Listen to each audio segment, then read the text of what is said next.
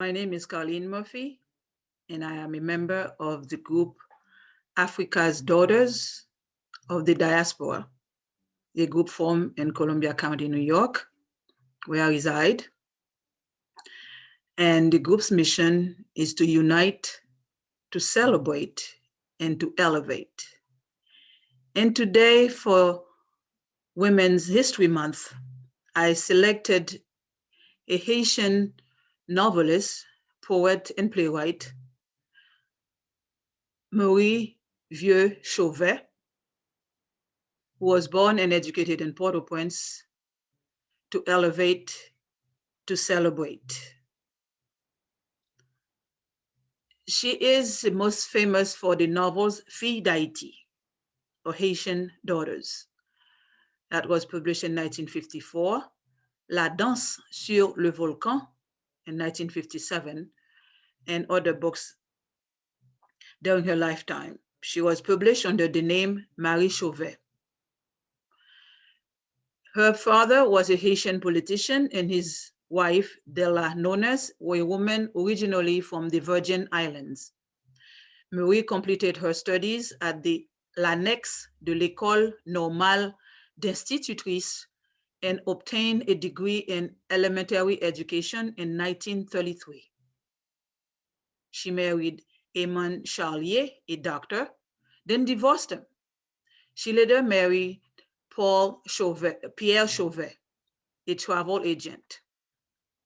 Vieux-Chauvet's work focused on class, color, race, gender, family structure, and the upheaval of Haitian political, economic, and social society during the United States occupation of Haiti and the dictatorship of François Duvalier.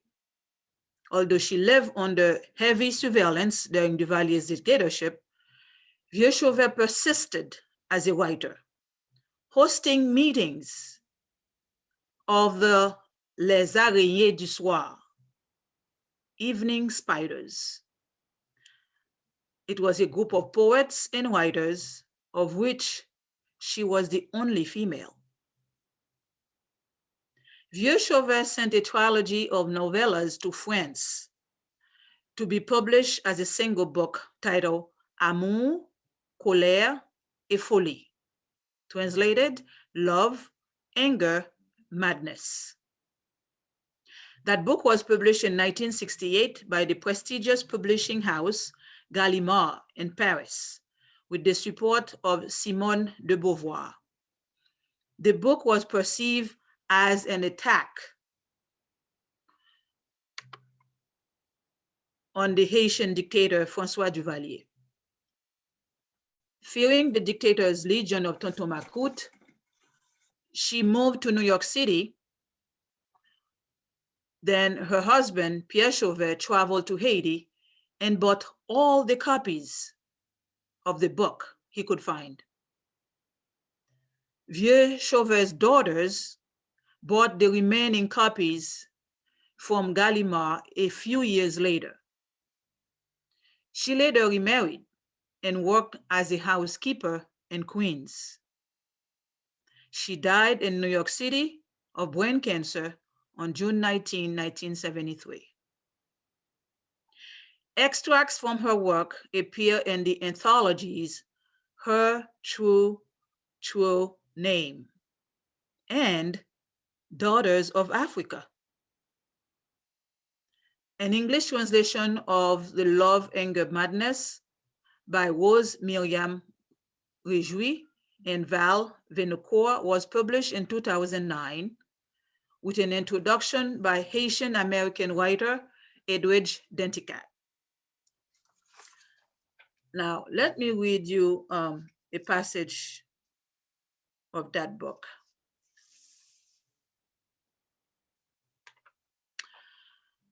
Quietly, like a shadow, I watch this drama unfold scene by scene.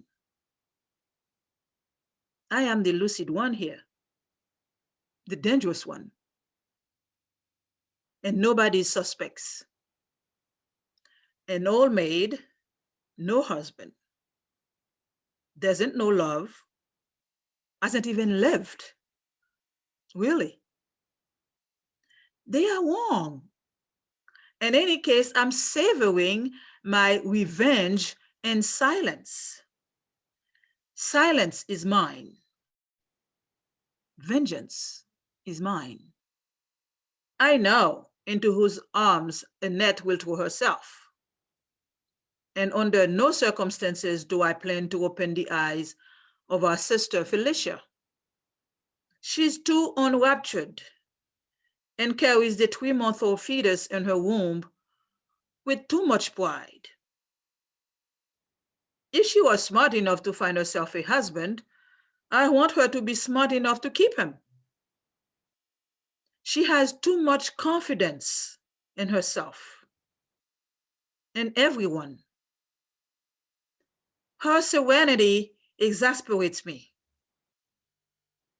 She smiles while sewing shirts for the son she is expecting, because of course it must be a son. And Annette will be the godmother, I bet. I rest my elbows on the bedroom windowsill and watch. Standing in broad daylight, Annette offers Jean-Louis the freshness of her 22 years. Their backs to Felicia, they claim each other without the slightest gesture. Desire bursting in their eyes. Jean-Louis struggles, but there is no way out. I'm 39 years old and still a virgin. The unenviable fate of most women in small towns. Is it like that everywhere? Are there towns in the world like this one? Half mired in ancestral habits, people spying on each other? My town? My land? As they proudly call this dreary graveyard, where you see few men besides the doctor, the pharmacist, the priest, the district commandant, the mayor, the prefect, all of them newly appointed to their post. All of them such typical coast people. That is nauseating. Suitors are exotic birds. Since parents here always dream of sending their sons away to Port-au-Prince or abroad to make learnmen of them, one of them came back to us in the person of Dr. Audier, who studied in Paris and in whom I still search in vain for something superhuman. I was born in 1900, a time when prejudice was at its height in this little region. 3 groups emerge, isolated from each other, like enemies. The aristocrats, to whom we belong, the petty bourgeois, and the common people. Targeted by the delicate ambiguity of my situation, I suffered from an early age because of the dark color of my skin. The mahogany color I had inherited from some great-great-grandmother went off like a small bomb in the tight circle of whites and white mulattoes with whom my parents socialize. But that is the past. And I don't care to return to what is no more. At least not for now. Father Paul says, I have poisoned my mind with education. The truth is that wits were asleep, and I have stirred them with this journal. I have discovered in myself unsuspected talents. I believe I can write. I believe I can think. I have become arrogant. I have become self-conscious. To reduce my inner life to what the eye can see. That's my goal. A noble task. Will I succeed? To speak of myself is easy. All I have to do is lie a lot while convincing myself that I'm really putting my finger on it. I will attempt sincerity. Solitude has made me bitter. I am like a fruit fallen before ripening, rotting under the tree unnoticed. Au revoir for Annette. After Justin Wollier, the poet who died of tuberculosis, there was Bob, the Syrian. After Bob, now Jean, brother-in-law to us both. And she's not yet 23. Our little town of X is emancipating itself. It would seem we have been contaminated by what they call civilization.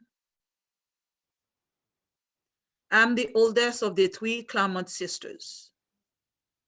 They are about 8 years in age between each of us.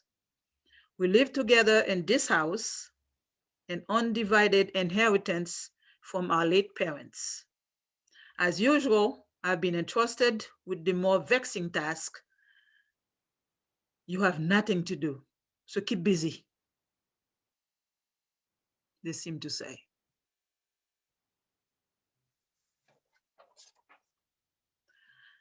And so this is the story written by Marie Vieux-Chauvet